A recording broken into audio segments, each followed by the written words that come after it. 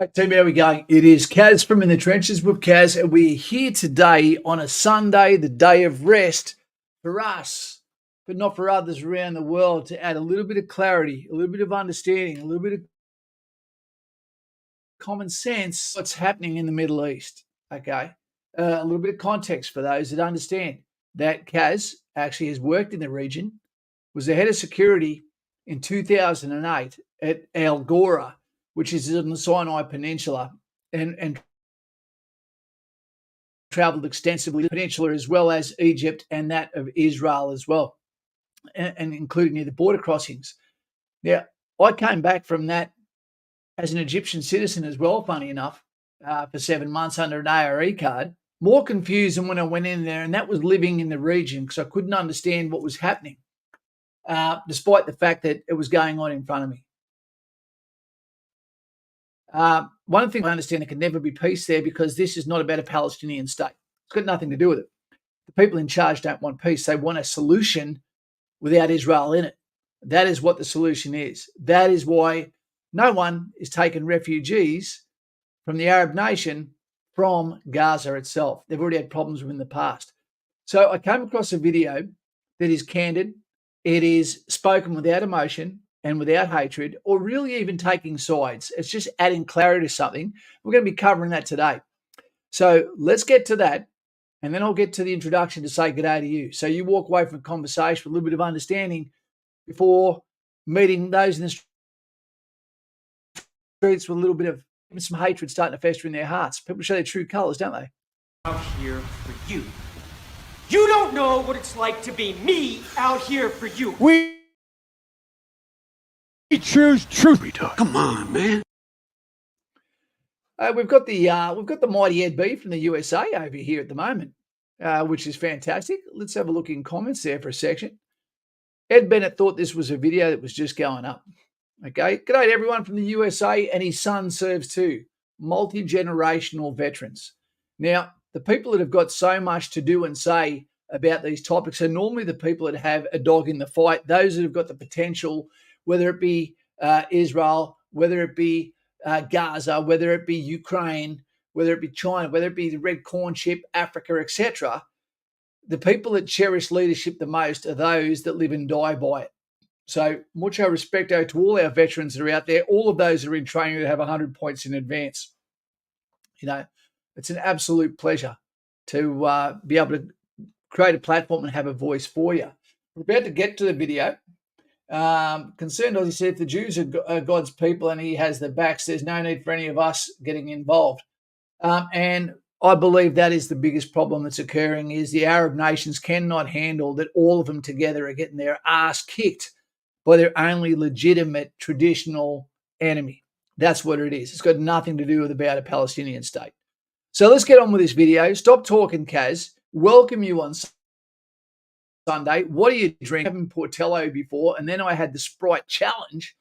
What I'd say to people is, jump on Instagram if you want. I might start to get into that, put some videos more down. I've got a couple of thousand people on there, but it was mostly about photography. And Patreon. Guys, if you're on Patreon, make sure you do this subscription, not the free book. If you want the phone, if you want one-on-one conversations with Kaz at a time of choosing for you for any subject, including finances we're about to go into tomorrow, the next day, and the next day, then jump on Patreon. Price for coffee a month. Help me to help you. That's what I'm saying. And if this is the first time you're here and you're trying to put a comment in at the moment, you might understand you have to be a subscriber today to put a comment in, to lock people in, to keep the trolls at bay, so to speak. Because as we know, there are some weird motherfuckers out there at the moment. Ed, I am going to hit the hay. You can do that, Ed. You're an old man. Sleep on your face. That beard will be a good pillow. We've got Petra Simonius there. Good name. Vito Racing, always here. And the Fresh Prince just above him, but not on top of him. Trap fit. Without any further ado, guys, I'm not going to keep getting and interrupting this as much as a normal video. Let's keep it under an hour, and let's have this an education for all of us, sharing it together on the day of rest. Edgat, hello. Kaz from Singo, just started in Long Tan. There's a few people in Long Tan platoon at the moment preparing for what the government's going to ask them to do one day. politically. Keep yourself out of it. Get yourself fit. If you're not on Patreon, jump on Patreon. And I'll look forward. Didn't you say that? You're right. One last comment for the Land for Peace thing. After 1967, after the military...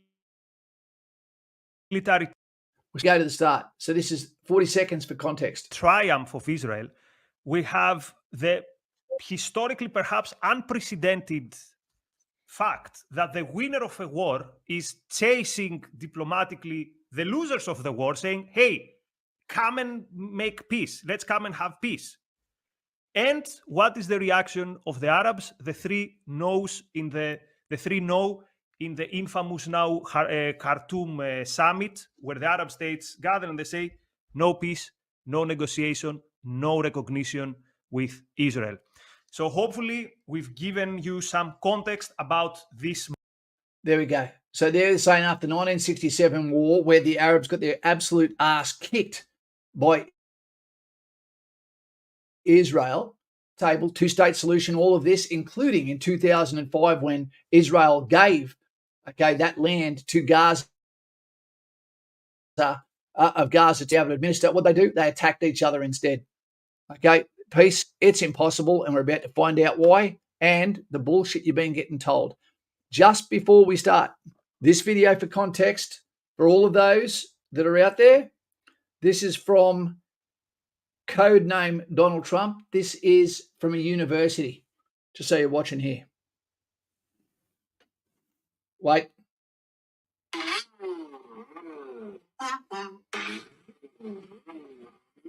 off.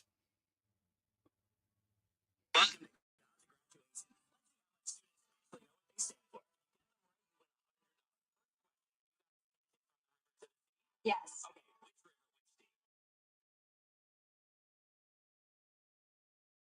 The Sea of... The Mediterranean and the Jordan. What does Hamas say their number one goal is according to their charter? This one to free Palestine. For all Jews around the world. How many years did Israel occupy Gaza? Late 1800s, the entire time. That's since 48. Under Egyptian control for the first 20 or so years, and then Israel actually left Gaza in 2006. I'm shocked. Wait, they left? What is the definition of Zion? Doesn't that mean you hate Palestinians, right? Jewish people who think that Judaism is the highest race. Zionism actually just means that you think Jews are entitled to having their own homeland to protect themselves from another Holocaust. You don't even have to be Jewish. That makes you a Zionist. Okay. What does Antifada revolution mean? I don't know what that means. You've chanted it? Yeah. It's like a global call to murder Jews. Wow. Wow. Did you know you said that? No. Would you say it again? Probably not. How much have our foreign adversaries donated to American universities in the last decade? No idea. I can give you a number on that. It was over $6 billion. How many Gaza refugees have the Arab neighboring countries let in the last few months? 35,000. The answer was 0. Look, you asked an education major about it. There you go, Tim. A little bit of clarity. The people that you're looking and listening to that are chanting and yelling don't know shit. In my years as a leftist activist, I used to have an argument that I thought would end any pro-Israeli argument. It was an argument that, to me, made very clear why Palestinians were on the right side. And this argument was actually a picture. This argument was a series of maps. These maps right now, they supposedly show us that through the years, Israel is grabbing more and more from the Palestinians. So this is the first episode in our supplementary series trying to shed some light in the Israeli-Palestinian conflict. And the question we will discuss today is, has Israel actually stolen Palestinian land? And our vehicle for answering this question will be this very famous, I would call it meme. But it's not just a meme, because this series of maps has appeared in reputable publications, and as you will see on your screen, but also this series of maps, the so-called...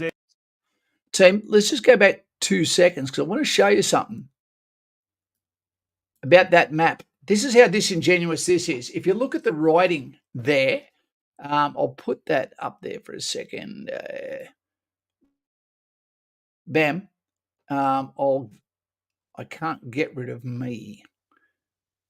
Okay. So basically what it's saying there is on the very first one, green, taking into account most of Israel is not able to be inhabited because of the actual terrain there. Those white areas on all four of those pictures represent actually Jewish representation on the land there. But in the very first one, the writing says Jewish settlements. So it's the actual areas that have people on the ground, like Google Maps with the lights come on in America. But then the writing changes to Israeli land for the next three, which doesn't mean there's any people there. What it means is it's just the land. So this is disingenuous already. You can see that.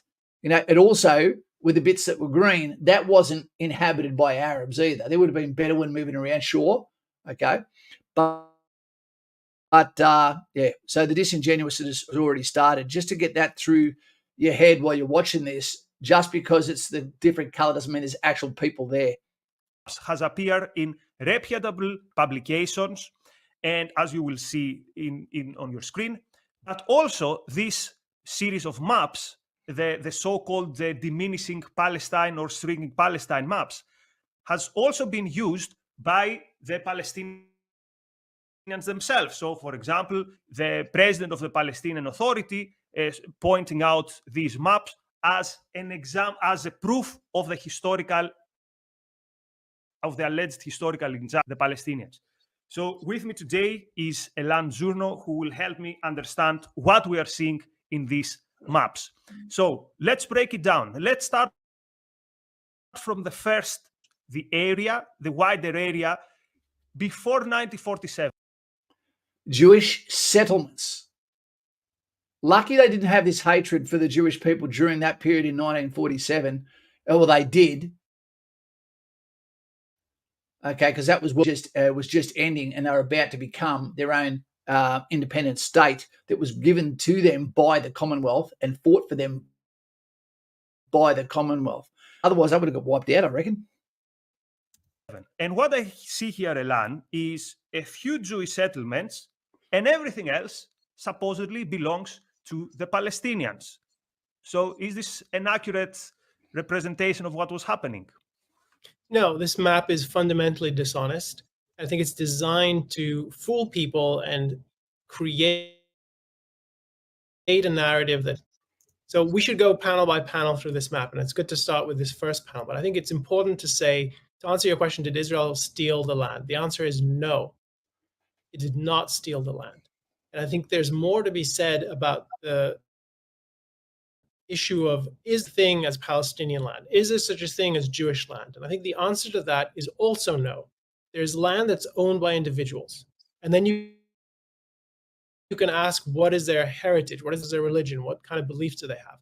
But there is no land that's owned by a collective. And I think that's one of the pieces of context this kind of map drops. And the other thing to say, as just set up for this map in general, is that this map is an excellent example of a fallacy called the fallacy of dropping context. So knowledge is not atomic. Knowledge is a network. Knowledge is something that's integrated. And if you rip something out of context, we know this from when people rip quotes out of context. That happens all the time. But if you rip knowledge out of context, you can't understand what you're being told. And it's usually used by people who are trying to lie to you or deceive you or trick you in some way. And I think this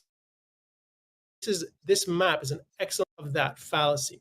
So let's look at this map that you asked me about. This map is ambiguous over an important issue. So in one respect, the white areas that you're seeing represent settlements. So where people of Jewish extraction are living. What does the green represent? It is to live, because big parts of this area are unlivable at this time. They're either desert, they're uninhabitable, they're not arable land, you can't farm them, there's no irrigation, there's just no civilization in some parts of these. So it's just not true that this is representing the same thing. Is trying to tell you is like this whole area was somehow peopled, and the white was peopled, and those are the two groups we're thinking about. But that's not historically true.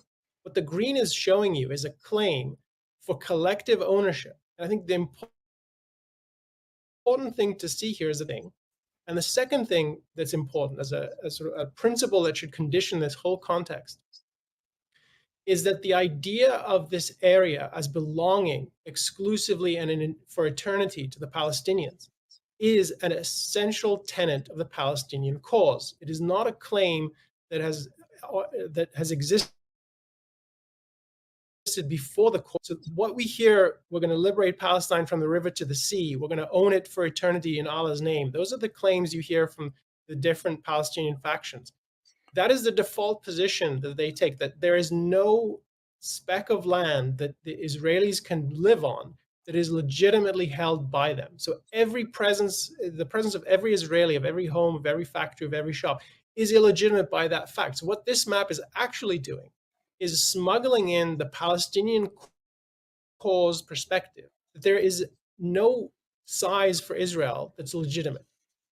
And I think that's an important piece of the context that is pushed out of the picture, and you're mainly people living here, and then this small dots of white somehow comes and takes over like some sort of infection.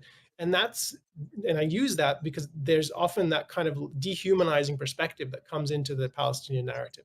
So this map is fundamentally misrepresenting the facts on the ground at the time, and it's deliberately, I think, ambiguous between political population, actually what's going on in terms of the land. And also, of course, for thousands of years, that land, the whole of the land, was part of empires. So at that point, so after the fall of the Ottoman Empire, the British took it over for some time. So there was no, let's say, Palestinian state, to put it simple. Now, let us move. Just one more thing on that, Nikos. Sorry. Yeah. Nikos, I just want to jump in. One more thing on this, which is it's really important. So I said unequivocally that Israel did not steal the land, and it's not the topic for today. Today we're going to focus on this map. But one important thing to say about this issue is there is documented history of how the incoming Jews acquired the land. There might be cases where you could say the land was stolen. I don't think that's the predominant factor. What actually happened, and this is something I talk about in my book, What Justice Demands, America and the Israeli-Palestinian Conflict, we have reams of evidence of how the land was acquired through purchase, trade, exchange of value for value. Now, you might go back and dispute some of those transactions. You might say this was not a fair price, but that's an important part of the story. See these white settlements. Those were acquired either individually or through consortiums where money was raised in Europe and other parts of the world in order to acquire the land. So there's a whole history here that, again, this is an example of dropping a context, whereas that is part of what you would need to know in order to assess the claim that this is land. But sorry for cutting in. Why don't you proceed? It's okay. That's very, very important, what you just said. So let's go then to the second part of the map. So here we are in 1947 going to 1948. So what happened then is that the United Nations, so at some point the British colonial forces, okay, we give up, we can't figure out what will happen here because there was already violence in the land. And then the United States comes up with a partition plan and says there's going to be two states, the Israeli state and an Arab state for the Arab population, which would be what we see there with green as the Palestinian land. So notice, of course, that this is a plan which already Israel is smaller than it would hope, because at some point years earlier, it was promised an even bigger part that would include what today would call Jordan.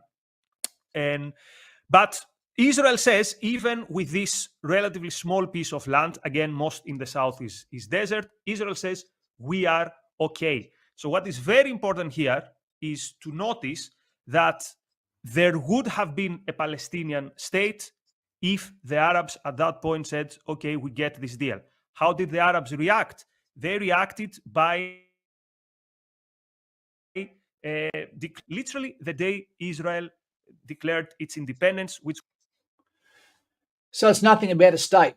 It's always going to come back to the same thing: the hatred in the heart of the Arab mindset that there can't be a world that Israel exists in.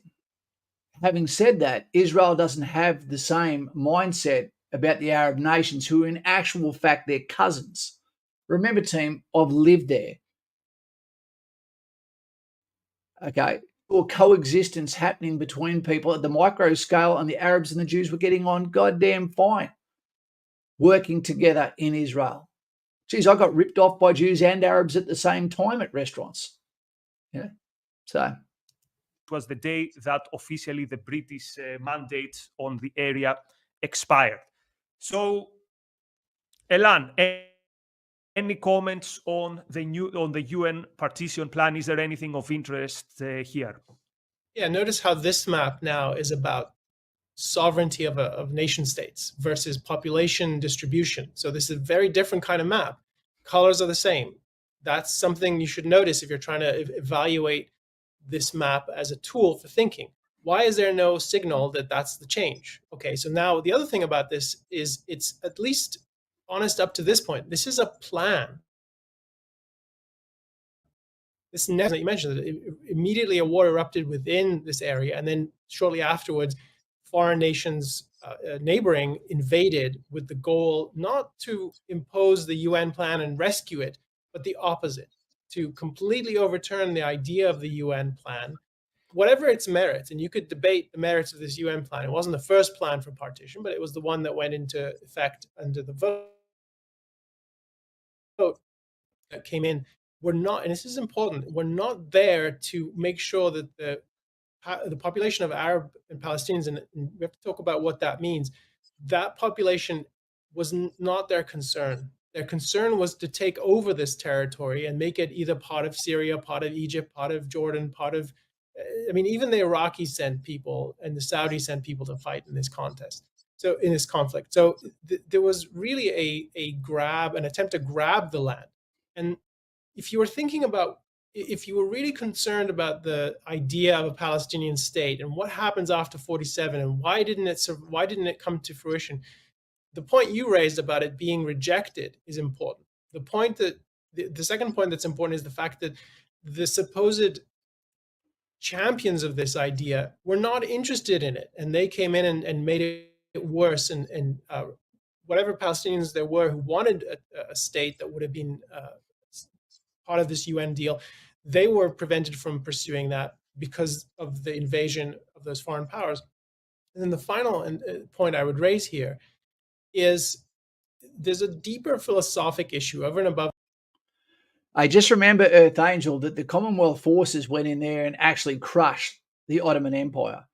So if you look at things from a time perspective, you know, again, Sumerians were there, and they're the cousins of and the split off of between the Jews as well. Okay, so these religions go back more than 1,000 years before Islam existed. So let's not say it's an Islamic state when there was people there more than 1,000 years before them. Okay, yep. I don't have a real dog in this fight other than for peace. That's what mine is, and only one side wants peace, sadly. The history and the politics, and that one again is part of the context that's dropped and deliberately dropped and evaded, and that is, yes, the UN voted for partition, and you can cling to that if you're on the side of the Israelis. If you're on the right side of this decision, you can point fingers and say the Palestinians are right, and that's fine. But the deep question is, should there have been any partition? Should there have been any state for Israel, any state for the Palestinians, the Arabs in the area? And that's the philosophical question. And I actually think that the Israelis deserve to have a state because we're moving in the direction of that did and does now enable people to live in freedom and prosper and build and produce. Whereas what I think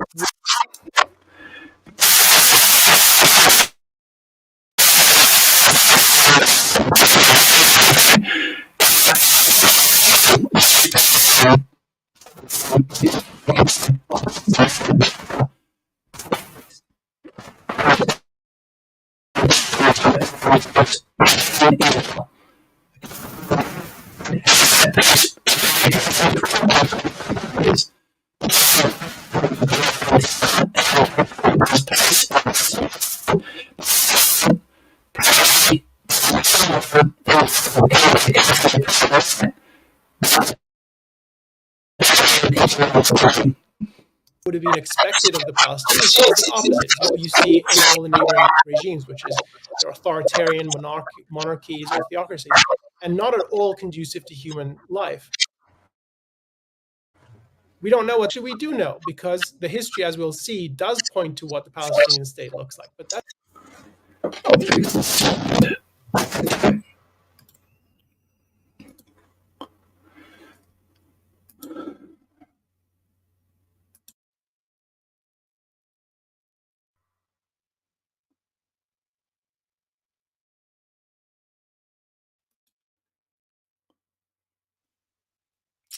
Is that better?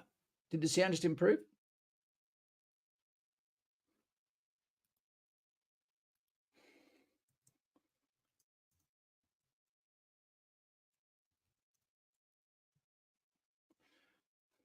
How'd that go? Did it get any better?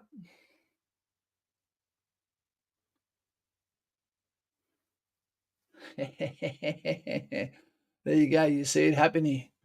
It happens often, team, and it is always around specific subjects which the left-leaning algorithm does not like.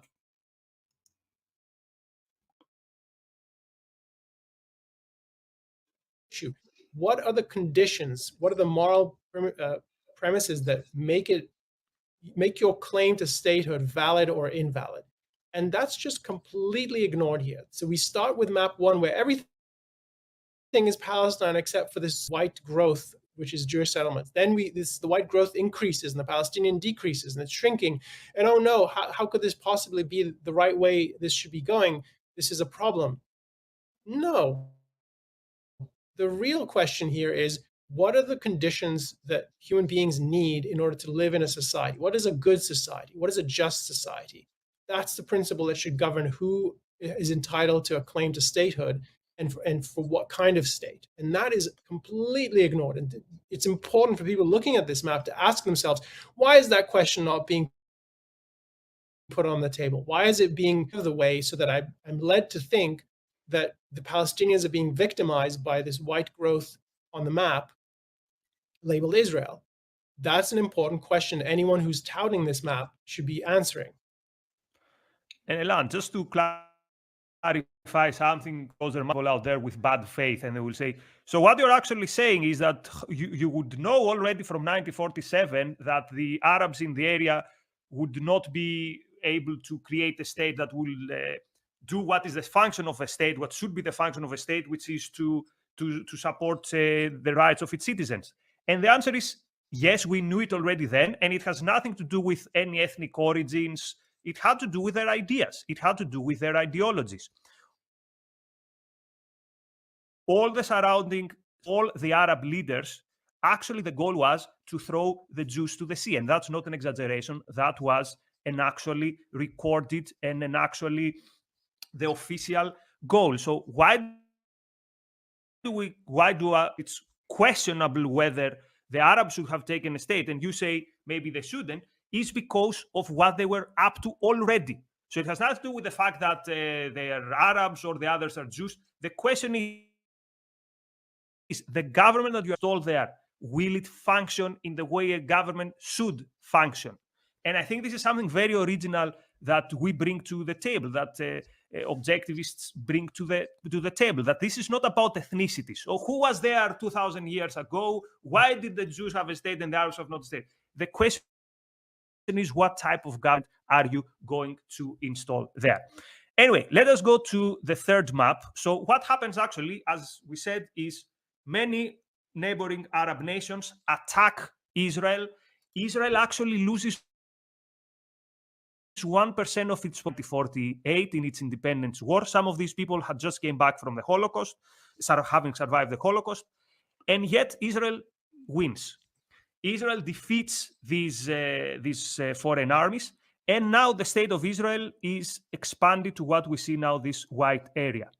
Now, before I go to Elan, let me say for me what jumps out as a big lie in this map.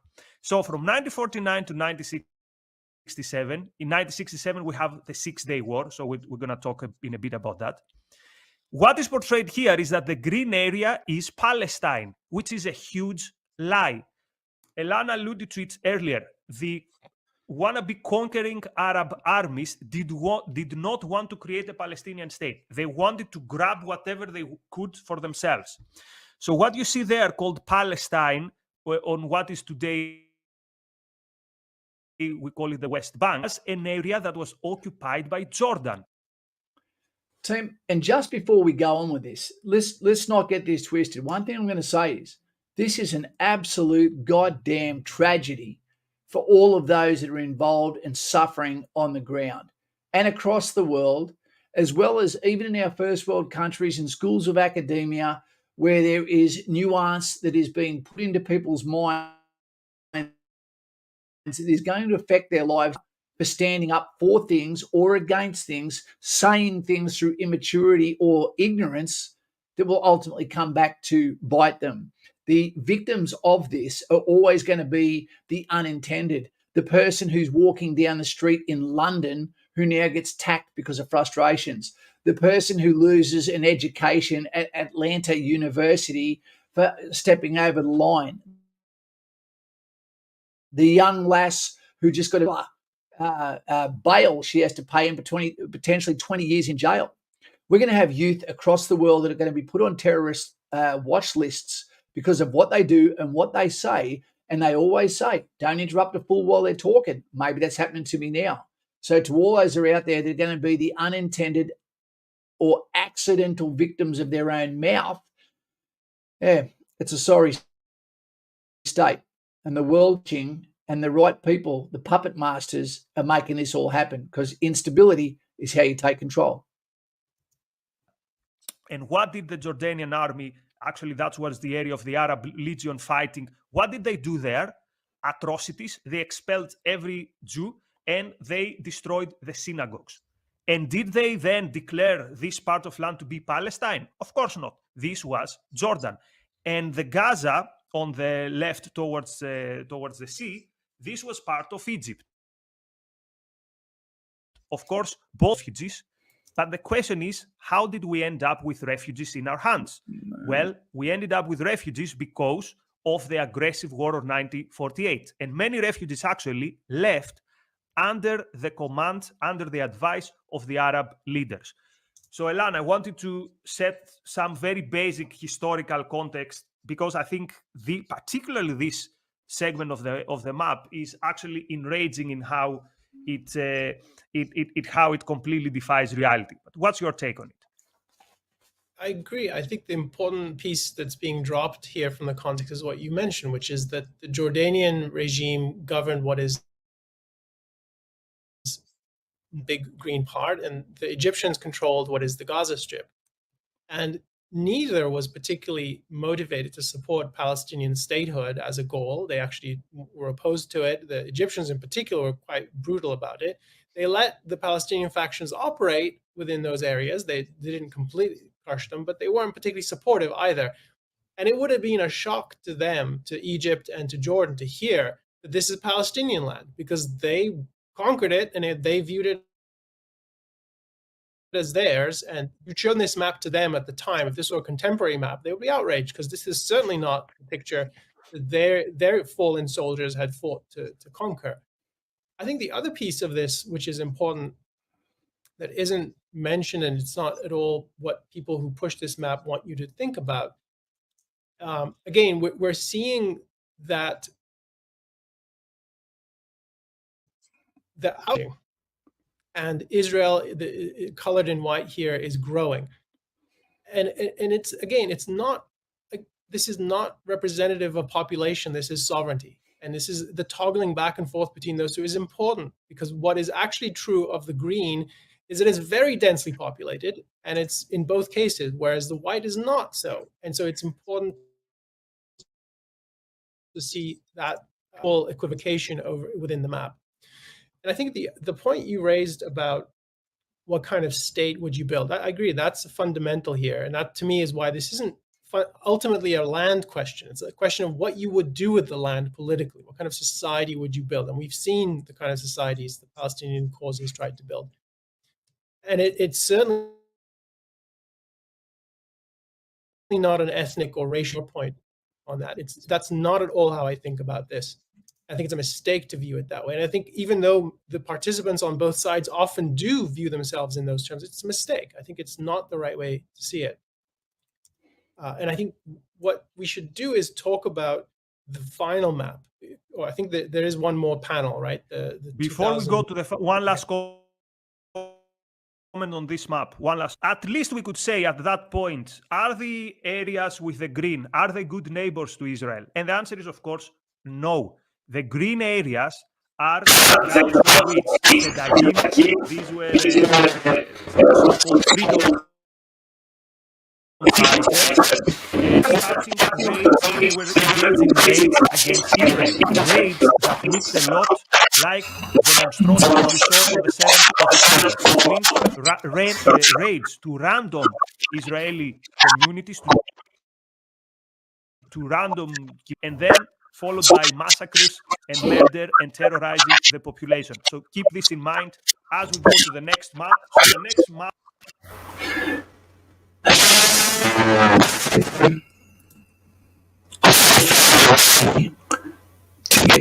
This.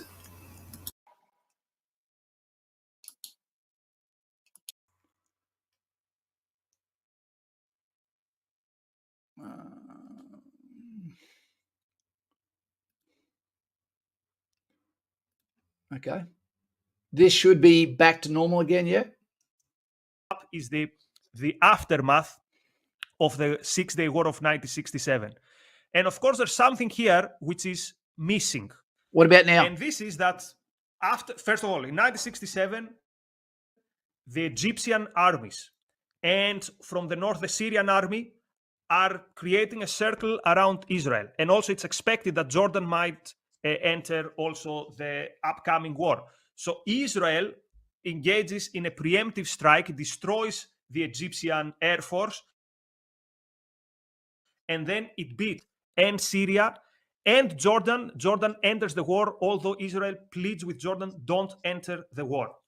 So what is missing from this map is that, first of all, after 1967, all this area is white, all this area is occupied by Israel, and also more area on the south, the Sinai Desert, is occupied by Israel.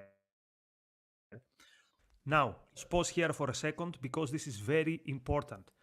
How did Israel end up occupying the West Bank and Gaza and the Golan Heights? Again, this supposedly legal occupation is key in the narrative of the Palestinians. So why did Israel end up occupying these territories? Remember, in 1967, Israel is fighting a defensive war. The Arab states, Egypt and Syria, were ready to attack Israel. There is very little doubt about that. Also, these areas, the West Gaza, but also the Golan Heights, were used as points of attack by the Arab countries against Israel. So it was a very important security concern for Israel. And remember, Israel pleaded with Jordan, do not enter the war. So if Jordan had not entered the war, the West Bank would not be occupied territories. Planned to attack Israel, the Gaza would not be an occupied territory, and if Syria had an attack, the Golan Heights would not have been occupied territories. So Israel had the right to keep these pieces of land. That's a very valuable piece of information. If we went back and it didn't matter how long people had been in certain areas for in history, but then you have a coordinated attack of three countries on a country, and then it beats you, takes that land, not by conquest, by defensive reaction, you've lost that land unless you can fight to take it back, which means you're back into a war, or it's given back. And what did Israel do? Okay, they gave to the Palestinians and said, you can now look after that yourselves. But what did they do? They chose to keep attacking within a terrorist capability being paid for by Iran, where the money is spent on tunnels and forward operating bases beneath sensitive sites rather than spending it on hospitals, peace, and a great existence for an Islamic state. Also, Egypt. Egypt got Sinai back after it was taken by Israel. The Camp David Accords came in 1978, I think it was, which is the reason why I was in the Sinai Peninsula, main piece there. So all of the land keeps given back to these nations that are saying this was always ours. You go, you lost it in conflict, which means it's not yours at all. And then when we give it back to you, what happened? If you really want to see what the peace is, there's actually relative peace. And I believe that the Camp David is considered one of the most peaceful treaties in history between Egypt and Israel. And that's actually happening now. And if you're in the army in Canada, okay, Australia, America, or New Zealand, you can actually opt to go over there, or Britain, and go and actually serve on the ground, even Colombians. I had 100 Colombians working for me, So you can go over there and be immersed in history and be getting paid those delicious tax-free dollars under the multi-force organization, not United Nations, to be able to go over there and monitor what the hell is going on while you're immersed in history. I recommend it. Best trip I've ever done. And how pieces of land were for its defense became evident some years later in 1973, where the Golan Heights and the Sinai Desert gave Israel the strategic depth that it needed to withhold the attack of Egypt and Syria, to withhold round 3 of their war against Israel. But Israel, when it realizes that adversaries, in this case the Egyptians, are interested in a peaceful coexistence, it gives back Sinai. It gives back the Sinai. And actually what we see here is that after the 90s, Israel engages in talks with the Palestinians. And actually it gives some administrative autonomy, some administrative rights in the West Bank. This is the dots on the center towards the north, but also in Gaza. And actually since 2005, Israel completely removes itself from Gaza. The results, we see them today because a year later in 2006, Hamas gets control of Gaza. And also something important, around that time, there are 2 offers to the Palestinians for a 2-state solution. One offer by Clinton and Ehud Barak around the Camp David, and another in 2008. Neutral people, good deals, but the Palestinians did not take them. So this is my historical context for this last map. So Elan, you wanted to talk more about this map. What draws your attention? The first point I would raise here is that this is gliding over the so-called peace process that began in 1993 with the Oslo Accords, and that led to the West Bank becoming a Palestinian, West Bank and parts of Gaza becoming the beginnings of a Palestinian state under that agreement. This was the class agreement. And the idea was that by 1994, the Palestinian Authority, which was the government in the making, would take over administration of the West Bank and then eventually all of Gaza. And that's what you see in the green bits on this map. Now, this is 2000. For those who've never seen before, this is my offset of mental health stresses and depression. They believe in most Asian countries his name would be 36 and he probably tastes like chicken. So, hey, buddy, I'll get you some meat in a second. Get a dog, team. 2005, that's just more than a decade since the Palestinian Authority came into being. Why does it not look like a solid green the way it would if you saw that this peace agreement had been built on? Well, because the Palestinian National Authority, the proto-state, the beginnings of a state, was a failed state before it became completely sovereign. It was a dictatorial regime. It was stealing from its own people. It was carrying out and encouraging, fostering, and paying for attacks on Israel from within its territory. So to the extent it had sovereignty, it was anarchic in many ways between rival rival police forces. What that looks like, not rival armies, rival police forces, domestic conflict. So did you actually hear that, team? So that as soon as they gave basically Gaza to the Palestinians, the first thing that happened is they started to have domestic tribal gunfights between themselves. And that is between the actual establishment, the law and order component country. How goddamn scary is that? So the West Bank that is taken over by the Palestinian Authority from 1994 onward is a catastrophic failed state, basically. Before it's even born, it's failed. And that is partly what Israel does in response to that, is it starts clawing back authority. It starts bringing back its military. It starts to collaborate to make sure that it doesn't completely implode and become a worse threat than it already is. So the reason the Palestinian Authority isn't a solid green on this map is because it was not interested in becoming a state. It was interested in exploiting its own people and waging war on Israel. Now flip over to, so it's interesting, this is 2005, because as you pointed out. So you could also say if you kept Israel out of the equation, will treat themselves. And it's not good. It's not good. And that happens across the entire world.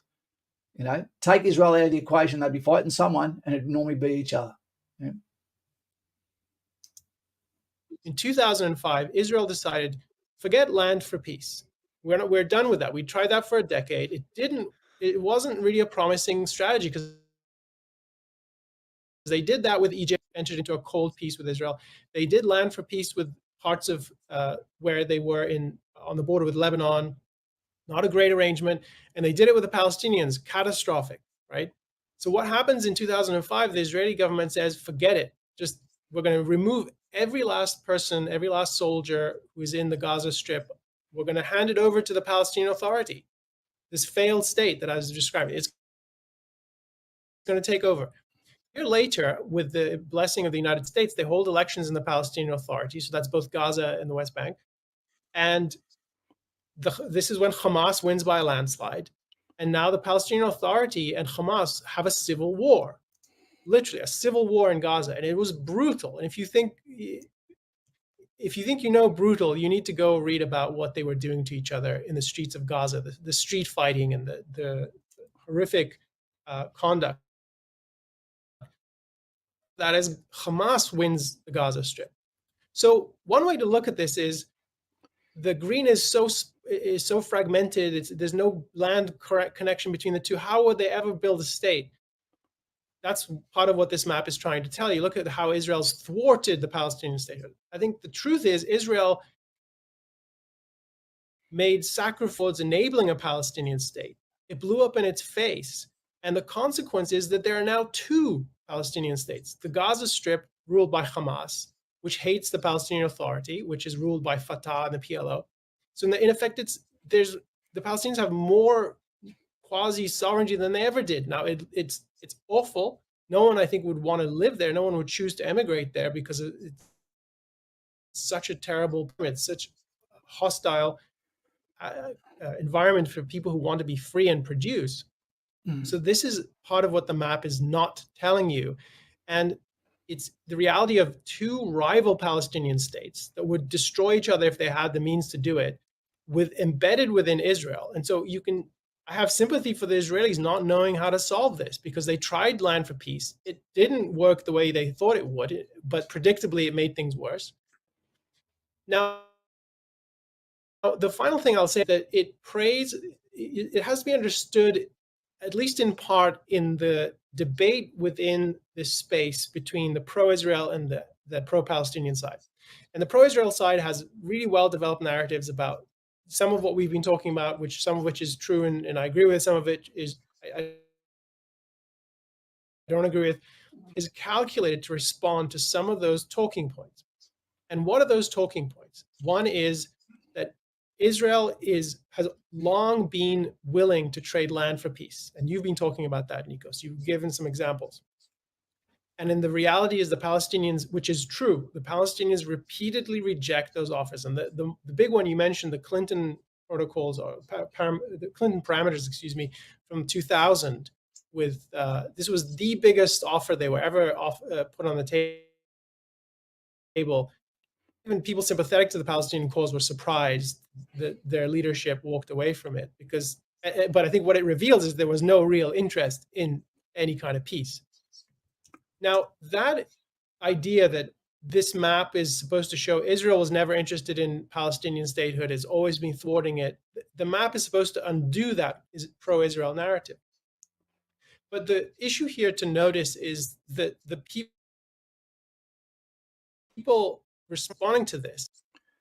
I'll just quickly jump in there for something that the Bullfrog said, and I can't put that back up there again. You know the nature of the algorithm, etc. But the actions that were taken on the 7th of October were so despicable and so disgusting, I'd be shooting my own mates if they were doing this to women and children. That is why I have no tolerance, and I believe there is only one way to look at this: is what was the reaction of all of these people now when the 7th of October happened, when they didn't know that Israel IDF soldiers were going to move into the Gaza Strip? Was there tears for the 1,500 people that lost their lives, that were civilians, that were actually lefty uni students, and left-leaning people at a music festival? We're seeing all around the world the same sort of people on Hamas's side, not even saying Palestine, which straight away should put you on a terror watch list straight away. It's incredible. When you look at the actions of someone you can't condemn when your own family is doing the wrong thing, then that tells you there is a mindset that cannot be beaten, but can be beaten out. It's scary. It's scary. And any thought to the alternative, or what caused an action causes a reaction, your reaction should never be that. And I'd be scared if anyone actually can legitimize who was targeted and the way they were targeted on October the 7th. I think are falling into a trap.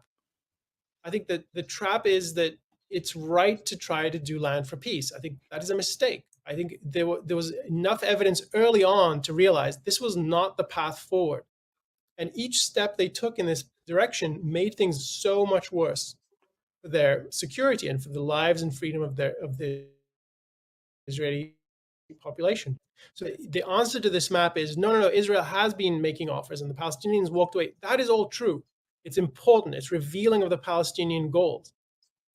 But it's also not the most important point here. The most important point here is that this is further evidence that the Palestinian cause was not really interested in building a free, prosperous system. The map is showing you is that one way to read the map is that's the collapse you can read off this final panel. They can't build a state when they're given the opportunity, and billions of dollars in international aid to do so. So it's not as if they're bootstrapping.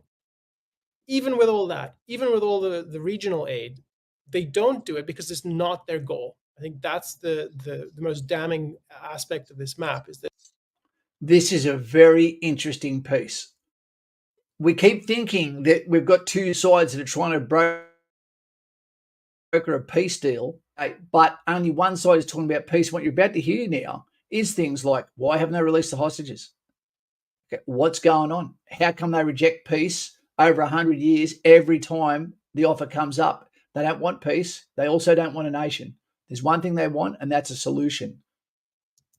This is evidence, yes, but not of Israel's perfidy or dishonesty or lack of will for peace.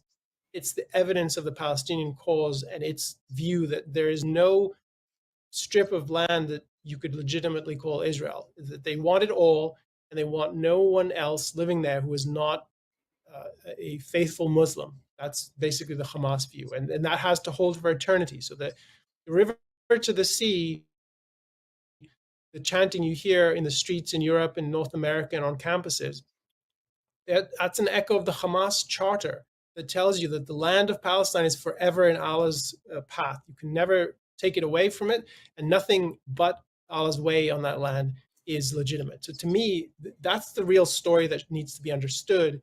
And that's what this map is trying to prevent you from understanding by the whole issue out of an important philosophic context. One last comment for the Land for Peace thing. After 1967, after the military triumph of Israel, we have the historically perhaps unprecedented fact that the winner of a war is chasing diplomatically, saying, hey, come and make peace. Let's come and have peace. And what is the reaction of the Arabs? The three no's in the infamous now Khartoum summit, where the Arab states gather and they say, no peace, no negotiation, no recognition with Israel. So hopefully we've given you some context. Maps. Again, these maps is the propaganda meme that never dies. I first saw it in the early 2000s, in the first years of internet becoming more widespread, and I still see it almost every day on Twitter. Anyway, hopefully we're going to have more episodes shedding light to more aspects of the conflict, of the Arab-Israeli conflict. Again, hopefully. So, team, basically what happens here is this goes back to there is multiple avenues and the entire world is completely confused on this subject, completely confused. And there is people that are puppet masters and there's people of puppets and there is billions and billions of dollars being invested into this narrative as a look over here or as a prequel to something that is going to happen later. You've only got to look at the tents across all of the university campuses where the protests are, and mysteriously, they're almost all exactly the same, which tells you this is also a paid movement. It's also by people that aren't actually from the universities they're at. And the media teams at these university teams are supporting the protests, not against it. And we saw that with Yavi Yemeni the other day when what happened there. Guys and gals, you're going to be religious and you say your religion is about peace, be peaceful. If you're part of any group or family and there is activities and actions that is less favorable than what would be considered civilized, on behalf of your family name, then you need to condemn your own when they do the wrong thing. I'd condemn my own. I hope you do too. There could be an Arab solution to this. Okay, they could probably change this up pretty quickly. But I think Hamas would then be fighting them as well because they're not about peace and they're not about a Palestinian state. They've been given the option. They were given the land. Instead of being peaceful, they used it to create a terrorist organization, okay, and attack their own. Remember, you're only seeing what is coming out of there. You're not seeing what they do to each other. And that is God-breaking. And someone that was at an actual genocide, what was taking place in Africa, I can tell you when the cameras aren't around, you can sense when God is not in the room. Thanks for listening today. I hope that you got at least some points out of this. Sorry if I interrupted a conversation, and I'm sorry if the algorithm attacked us. But I do appreciate that there was no real trolls in the comments at all. So for that, you should really be appreciative. It was hard to see how often people came in for 2 minutes and left, because this is an important subject that we do need to be over to be able to have an opinion on things. I don't have the answers, all right? I don't have the answers despite the fact I've lived there, but it is a tragedy. And hopefully, something happens and someone enforces a peaceful solution, even if that means an organization that isn't Israel goes in and says what's happening. Because if you let that a tactical pause happen in Gaza, they're not going to use that for medical, for food, for relief of the victims, the civilian people in Gaza. They're going to use that for tactical maneuver on the ground to get into a position for military advantage. Very, very sad. That's all for us today. Let's get out of here before it gets to the 1 hour mark. Really, really appreciate it. We're going to move into finance soon. Not today. And I wish you the best for your weekend, and a prayer to all of those that are in harm's way around the world for the wrong reasons. Take it easy. Don't listen to the narrative. That's the one thing that's always wrong. See ya.